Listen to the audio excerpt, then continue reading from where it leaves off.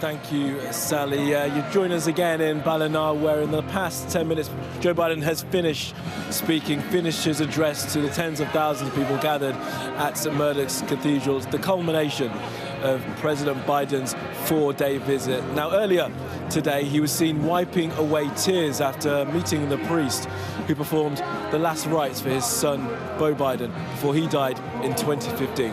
Here's our islands correspondent, Stephen Murphy. This was always going to be an emotional journey, but even the most powerful man in the world didn't see this coming. On his visit to County Mayo's Knock Shrine, Joe Biden was asked if he'd like to meet the Irish chaplain who, while attached to the US military, gave his son Beau Biden the last rites as he died from brain cancer in 2015. It was a chance meeting away from the cameras that left the US president in tears. Father Gibbons, the priest, said, well, the priest that kind of supported your son works here at Knock. And he didn't know I worked there. So then he sent over for me to go and see him. And when I see him, he was a bit emotional. You know, the last time we met was when his son was very ill, 8 years ago. After prayer and reflection, President Biden visited a hospice with another connection to his son, a plaque at its entrance dedicated to Beau Biden's memory. Joe Biden had turned the sod on the centre on a private visit in 2017. It was an emotional start to the day, but it ended in a party. This is the ancestral Biden home of Ballina, and they'd been waiting for this since their favourite son was elected president. It's good to be here and to show people that I have met him, because a lot of people might think, what are you going down for again?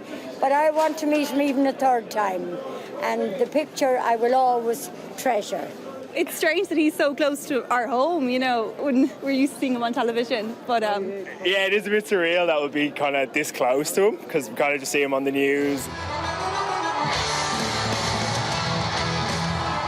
President Biden spoke in front of a cathedral built with 27,000 bricks supplied by his ancestor Edward Blewett in 1828.